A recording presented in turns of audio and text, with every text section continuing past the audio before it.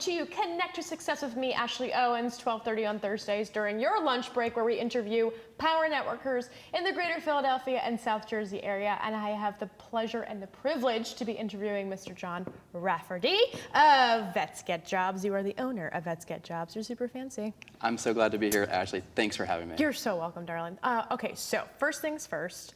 I know you through the Greater Philadelphia Veterans Network. So you came out. We also know Sarah Rosenberg from Power Match. She's wonderful. Power Match is fantastic. Power Match is awesome. But I want to hear, this is actually, we had a long conversation before, but before you actually joined the interview today, you were telling me about your background. So for those who don't know you, tell people who you are, what you do, and what makes you awesome. Sure. So born and raised in southeastern Pennsylvania to a family of 5 kids. I consider myself inordinately privileged to have 2 loving parents who, bent over backwards for us at every opportunity. I spent my years as a kid, I think, outside building tree forts and looking for salamanders alongside the stream. Oh my God, really? Near our house, and trying to get out of chores. What was your worst chore? Like, what did you hate the most? So I really hated vacuuming, and I just didn't want to do it. I thought the vacuum cleaner was way too loud, way too heavy, and so the family, lore is that one time when I didn't want to vacuum, I was grounded until I vacuumed from riding my bike, and while I was supposed to be vacuuming, I left the vacuum cleaner going in an upright position and then went outside and I rode my sister's bike. When you have 4 siblings, you always have a choice of, which bike you want to ride. Stop it. So I'm riding her bike and, my mom's like, John Rafferty, how dare you? How dare you ride a bike? And I said, what? I'm not riding my bike. Yeah. And she's like, what are you doing? I'm riding my sister's bike. That's so sneaky. Yeah, and that kind of defined the rest of my life. Yeah, I just getting away with stuff. Exactly. So now you were also in the military. You were a veteran. I was. So tell me more about that. So I served on active duty in Japan, in California, and the Middle East, in the island of Bahrain. No kidding. 8 years, 4 years active duty, and really enjoyed it. Wow. Yeah, it was fantastic. What branch of the military? Navy. Navy. Wonderful. Okay, so you went into the Navy. How many years? 4 years active duty after college. Got it. Okay, and so after you came back, what was your experience like? It was wildly different. I was in a Middle Eastern country where the first language of most people there was Arabic. I learned a little bit of Arabic so that I could speak with my neighbors because I lived out in town. And when you wanted to get groceries or alcohol, you sort of mostly had to go to the base or had to go to particular stores where you were able to purchase those things. Yeah. And coming back to the U.S., it was a bit of a reverse culture shock, I guess you could say. There were more options, there were more things available here than what I'd been used to. And after being there almost 2 years, it was fantastic to come back home, but also just totally jarring. And kind of required a little bit of reintegration as I settled into the first year of law school. Oh, law school. Very, very cool. Okay, so you went to law school, you were active, and what was that transition like, though? So when you were looking for a job or what you saw culturally, what was the hardest thing that you thought that vets had to go through, besides a lot of things that vets have to go through, but when looking for a job, what did you find that was the most difficult thing? So I think it was the translation piece. Okay. And this happens whenever we immerse ourselves in a new culture, right? And so if you are in a Middle Eastern country and you have neighbors who speak Arabic, immersing yourself in that culture requires understanding their language and speaking to them a little bit of Arabic. Yeah. At the same time, leaving the culture of the military, which is its own universe, and trying to integrate yourself into a different culture, which is civilian life, requires a different kind of translation. Yeah. Right? You have to be able to explain what you did in the military in a way that civilians are going to understand and appreciate. And so, when I was in the military, I was an anti-submarine warfare evaluator. Jeez, what is that? Maybe doesn't tell people right away what I did. Yeah. Right? You wouldn't guess that I was the officer on board the submarine who worked together with the sonar technicians and the torpedo men to identify firing solutions on submarines, and then shot torpedoes out at them in an attempt to, pinpoint their location with a torpedo. Wow. So it was a lot of fun. It was a lot of, collaborative work. But for me to just put anti-submarine warfare evaluator on some application for school or a resume. Yeah. It's not going to tell anyone anything. It wasn't your jam. It was just the communication just wasn't there. Right. So when did you start Vets Get Jobs? I started it in January of 2019. Wow. After reflecting on the challenges that I had trying to describe what I had done in the military to civilians, Right. basically translating military into English. Yeah. And I wanted to help other veterans do that same thing. And with all the veteran programs that are out there right now, because there are a lot, what makes yours different? So a lot of veteran programs are focused on giving vets the tools that they need to get to the next step. And sometimes that's social services, sometimes that's plugging them into job opportunities. Sometimes it's even giving them a resume template and saying, make your resume look like this and it will be acceptable. Right. And what I like to do is help veterans not just have a fish, but actually learn how to fish and say, rather than receiving a template, how can I build a template that works for me? Right. How can I create a resume that speaks my own language? And how can I translate what I did effectively from military into English, into something that a civilian employer will appreciate? And so when you're working with vets, when someone calls you, right? When a vet calls you, they just got deployed, came back, they were active for a while, and they're coming back to this culture shock. What advice do you give them? So it's, yeah, as you said, often a vet who's either about to transition out of the service or who has recently transitioned, and they're saying, what do I want to do? Where am I going to go next? And oftentimes they don't even know, what that next step might look like. Yeah. And so I try to help them think about what they love and what they're good at.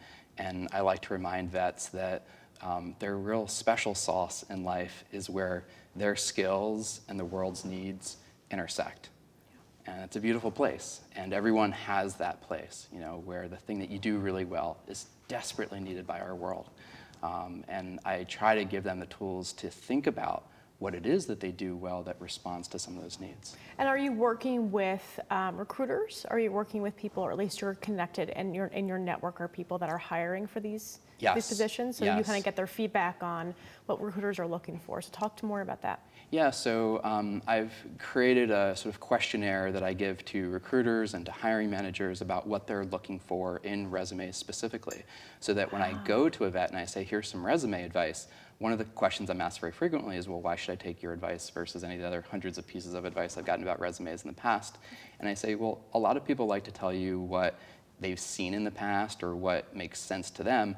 I give you data-based answers and solutions based on what hiring managers have said they want to see and don't want to see. Right. And then I try to share those with recruiters so recruiters can say that's exactly what I'm looking for. We need something slightly different. So you're actually, not only are you subject matter expert in figuring out how to communicate the verbiage that active members in the military typically use to civilian communication, but you're also working with the subject matter experts and who's receiving that communication to validate the authenticity and the accurate aspect of the resume. Is that right? Exactly. And one of the most fantastic partners that I've had in this business over the last year is working with veteran business owners who are so hungry to hire vets and can't wait to hire their next veteran into a position, and basically talk with them about how they can make job postings that are more veteran friendly. And so let's attack it from both sides. Let's make resumes that speak a little better about what you've done in the military, but let's also have job postings that kind of attract the eye of a veteran more directly. What do you think the biggest challenge is that job seekers, or what do you think the biggest misconception that recruiters have of veterans?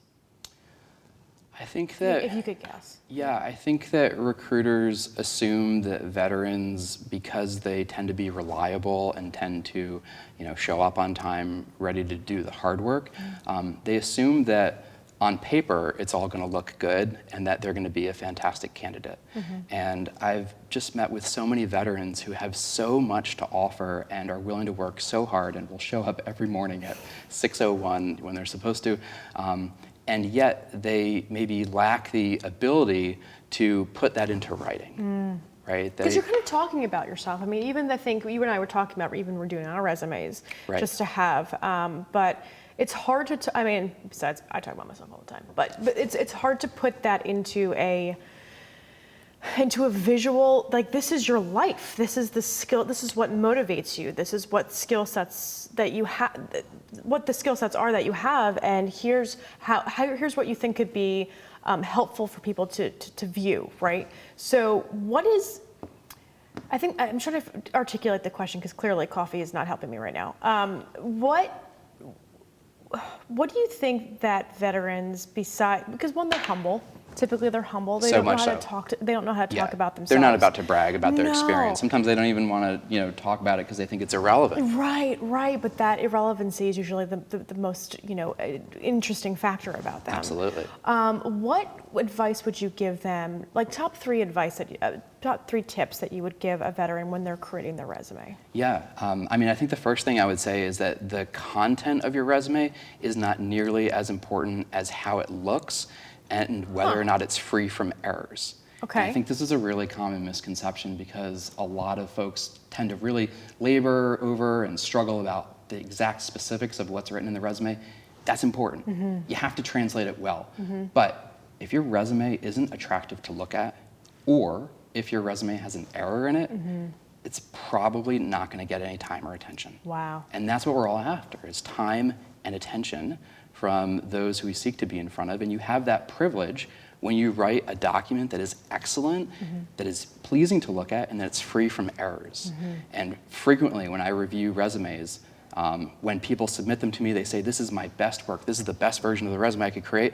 There's always a typo, there's always an error, and there's always ways to make it more attractive. Amazing. So that's the first step I would give. Awesome. The second suggestion I would say is this translation work is hard. Any sort of translation work is hard, whether you're talking about the fact that I've worked for years to speak Spanish, or if you're talking about the work of translating from military into English. It's really challenging. And so it's a continuous, iterative process.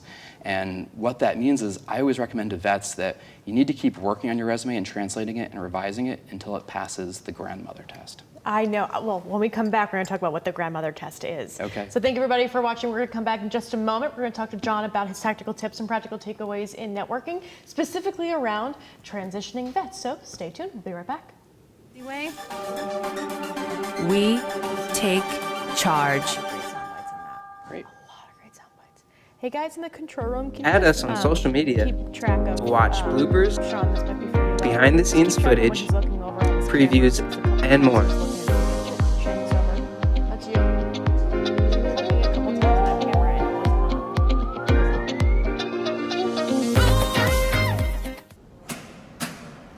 and Should I do that last I work 13 hours a day, 6 days a week. So when I'm off the clock, I gotta get stuff done. So when I need a snack, I need something healthy, tasty, and easy to eat. Like wonderful pistachios without the shells. They're protein-powered, delicious, and great on the go. And that's perfect for me, No problem. a Thank woman you. without Sir. a lot of time. Yeah, because he'll look, and then it usually takes a second. Whether you're a and then it gourmet gets cook or just want to Sir, eat like thank one, you. visit Rostelli Sorry, Market Keith. Fresh, your home for the freshest, locally sourced ingredients to please everyone who loves great food. Our That organic is meats, the quality number seafood, one and free-range poultry are cut fresh to order. everyone Chefs always. create culinary-inspired prep foods made fresh every day, which pair nicely just the with our rest of my vast body. selection of fine wines and spirits. Choose from handmade pastas, artisan cheeses, organic produce, and grocery items, all from the finest purveyors. Rostelli Market Fresh, from our family to yours. RVN TV is a platform for people of any industry to share their story. Over 285,000 viewers are tuning in to RVN TV shows monthly. We guarantee a great experience that you'll be sharing with everyone you know while increasing your personal and company.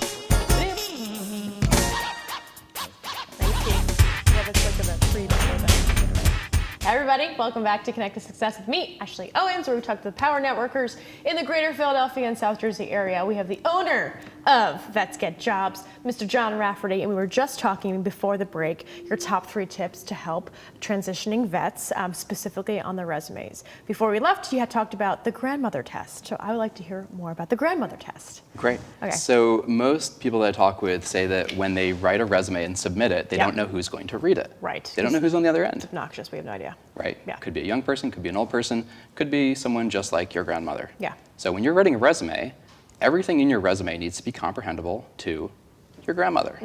If it's not, you're not communicating effectively. Right. So when I speak with vets about revising their resume and specifically translating what they've done in the military into English, they need to keep sending it to their grandmother if she uses email, or snail mail if she doesn't, until their grandmother actually understands what it is they're talking I about. feel like that should be used for everybody. I feel like there's so many family members that I know of that have like, what are you doing? What's happening? What's going on with your life? I'm like, okay. Right? If you can't explain it in a way that your grandmother understands, maybe your explanation requires a little bit of fine tuning. And so when I was going through this process, I actually sent my resume to, well, my aunt, who was at that time, close in age, Yeah. my grandmother, and said, hey, would you, take a look at this? And Right. she just kept sending it back to me. I don't understand this. I don't know what you're talking about here. Yeah. Like, this needs more explanation. And particularly, I mean, yes, in all aspects of life in many industries, but particularly with vets, because we love to use jargon. We love to use Yeah. acronyms about our time in the military. You're going to be surprised at how frequently those come up and how they tend to stick around. Oh my unless you gosh. route them out. I had my husband and a very good friend of mine growing up. They were both in the military at different times, and I had them meet each other for the first time a couple of years ago. And I sat there for an hour and a half, and I literally have no idea what they were talking about. It was all acronyms. Right. And then as soon as they said one acronym with like a little bit of a comment after that, and they just broke out laughing. I'm like, I don't understand what is going on. So yes, the acronym seems to be very, very challenging. I often think the best acronyms we can use in our resumes are no acronyms at all. It's just the no acronyms. Okay, so now we're going to go into the networking piece of it. So I know you work closely with Lynn Williams. I just love Lynn, so we always like to talk about Lynn. She's fantastic. She's amazing. We love her. But you are working with them on a couple things. You're speaking with her group specifically about what? So I'll be speaking with her group about resume strategies and tactics, because she'll have some individuals there who are sort of between jobs and looking for ways that they can leverage their experience for their next job. So when someone's working with you, though, you've got this course I that do. you're working on. Can we talk about that? Yeah, Okay. absolutely. Yeah. So at vetsgetjobs.com, folks can learn more about the online course that I provide to vets who are interested in taking the skills they've learned in the military and translating them. Nice. The first course available is all about resume creation, and the second course is about skills that you'd need for that interview once you actually get your foot in the door. And the third course is about networking strategies, because as Amazing. we all know, you can't get a job unless you're networking in the first place. So what do you think vets do the worst? And I'm saying this because we're going to go into the best. Like, what do you think they bring to the table when they're meeting somebody new for the first time, you think? So vets are inherently not salespeople, right? Yeah. As you said, they don't like to brag. No. They're humble. Yeah. They have an attitude of service, and they're not about to tell you the fantastic things that they've done. My favorite example of this is a vet who worked running cable during the Battle of Fallujah, and in his resume, that appeared on page 3 underneath janitorial work for a local bar. Stop it. I kid you not. What? I kid you not. And Oh my God, that should be like, give me Right? an image, man. This And is like the very top line of your resume. I'm a hero. Ran telephonic cable during the Battle of Fallujah. Holy crap. But vets aren't salespeople. No. Right? They're not out to impress. And so I have to constantly tell them, Yeah. highlight your strengths, bring them up to the top. Right. If it's not chronological, throw it away. Don't worry about it. Put the most important things up top and lead with that. Right. So, and I think the difference between there is a big difference between networking and sales, right? So, sales more of a transactional thing, and networking it's a marketing opportunity, not a sales one, right? Right. So, within networking, specifically around them, vets, and my husband's a veteran, so I understand the need where he's very humble. I only bring up things that he's done loudly, like, Yeah. he did this because he's an awesome person, and he'll be like, nah, it's fine, But where I find it challenging working with vets, and this is a good problem to have, is the fact that they're not going in there looking to sell you anything. They're going in there looking to get to know you. But maybe some of the challenges are, or at least what I see, is they're not communicating in a way that is complementary to their skill sets instead of just saying like, this is what I do and this is who I work for. So what advice would you give somebody who's transitioning to maybe listen to what that person, so there's a little bit of a sales bit to it when you're asking deep, meaningful business conversation questions. Sure. Thank you, Sarah Rosberg. What do you think, how would you fix that? Like if you were to talk to somebody about asking the right questions and being able to go into a situation where they might be uncomfortable, they might be trying to figure out how to talk to somebody else and without bragging about themselves, what advice would you give them to start with? I think asking solid questions and showing a genuine curiosity about others really leads to a fantastic conversation and ultimately a relationship. Yeah. And what I've found over the last 10 years is that nothing has moved me further towards my goals than the professional relationships I've built and the ways that I've connected with people, helped them, and tried to provide them with opportunities. It's always reciprocated. Do you think relationships are harder to make when they're out of the military? Because it was such a brotherhood and a camaraderie in the military. Do you think that any of them have a hesitation? I think that they're harder for a different reason. I think that in the military, relationships and communities are kind of prepackaged. Yeah. It's all bite-sized, and you can, take the lid off and just enjoy it because it's right there where you are. And everything you need, there's like a community built around it. But outside the military, it is very much more like cobbling together your own community, your people, your following, and helping people care about you when you're not wearing a uniform and you don't have all sorts of awards on your chest. That's the hard part. And so I like to tell vets, one thing they can do early and often as they're getting ready to transition out of the military is email their network, whereas in the past they might have said, hey, here's what I'm doing overseas. Now is your chance to say, hey, here's what I'm interested in doing. Here's some of the skills that I've developed over the last 8-10 years, and here's what I'd love to do. And I always tell them, I guarantee someone in your network will have an opportunity for you or be able to point you to someone who does. Do you think the ask is hard? I don't think it needs to be hard, and I think that people are far more generous than we give them credit for, and that when we do ask, people just are, tripping over themselves trying to help. Right. And so if you, and you're not asking for a job, you're saying, can you plug me into people who might be a benefit to me? Right. This is the direction I want to go in, and you would just be amazed at the response that gets. People are itching to help veterans. I feel like there's so many organizations out there that help them as well, but I feel like individually, if a vet comes and says, I need help, they are top of priority for me. Absolutely.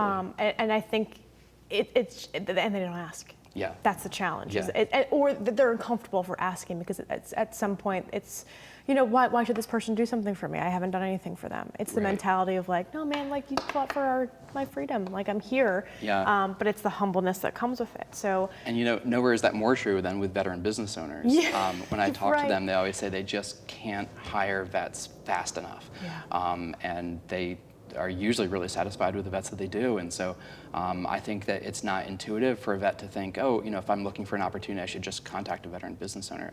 I say do it. Do it, yeah. I just submitted a request to the Department of State for Pennsylvania to get a list of every veteran-owned business in Pennsylvania, and they provided me the name and address of all those busises. And Amazing. you can do that in any state and learn about the veteran business owners that want to hire you. That's huge, man. That's a big deal. So so we're going back to the ask, because again, that seems to be a really challenging theme for a lot of veterans, and understandably so. Have you heard that, this is something that I've learned in the past, but the difference between a 50-cent ask and a $50 ask, have you heard the difference between? Just sort of like a bigger request? Yeah, so Okay. so the $50 ask is going to somebody and saying, this is what I'm doing, this is what I'm interested in, do you know of anybody that could utilize my services, right? That's a $50 ask. That's asking that person to, of course they want to help, but to go through the Excel file in their head, right? Yep. Of people that they need to meet, and there's really no direction. Right. The 50-cent ask is saying, who in these industries could you make an introduction to that you trust? Oh, and here, by the way, just copy and paste this message and just CC me and this person on it. Absolutely. And it gives them an opportunity to not say no. Not that they would, but it makes the transition a little bit faster, the communication a little bit faster. Yeah, and on that point, I think there's nothing like supplying that person that you're making the request of with the information they need Right. to pass on to someone else. But then even that messaging though might even be challenging for some of these guys because Absolutely. it's like, how do I put my entire life into 3 sentences? So hard. It's so challenging. But working with you as somebody is a way to be able to handle that messaging. Is that I help correct? vets overcome that challenge. Amazing. So, dude, we're done. Isn't that Great. weird? Like so fast. It's crazy. So do me a favor, look into this camera right there and tell people how they can find you and all about where they can find your new Course. course. Good words, Jesus Christ. Yes, your new course, because I'm excited about it too. Great. Right in there. If you're a vet looking for an opportunity, or if you're trying to translate your skills from the military into English, head over to vetsgetjobs.com where you can learn more about the online courses I provide and the one-on-one mentorship that I provide to vets. If you know a vet who's looking for a job, you can also reach out to me directly, john@vetsgetjobs.com. Wonderful. Thank you so much for being here today, man. It's been such a pleasure. Dude, you're the best. I can't wait. Everybody, please reach out to John Rafferty for any veteran that you think is in need of looking for jobs. Please make sure you reach out to John to help you with your resume. He's a fantastic resource, and I sure know that if you reach out to him and he can't help you, he sure as hell knows somebody that can. So thank you all so much for watching. Make sure you stay tuned to our episode next week on Connect to Success with me, Ashley Owens, 12:30 on Thursdays on RVN TV. We will see you next week. Thank you for joining. Thanks, Ashley. Thanks, buddy. Such a pleasure. You too. All right. Sorry, I'm a little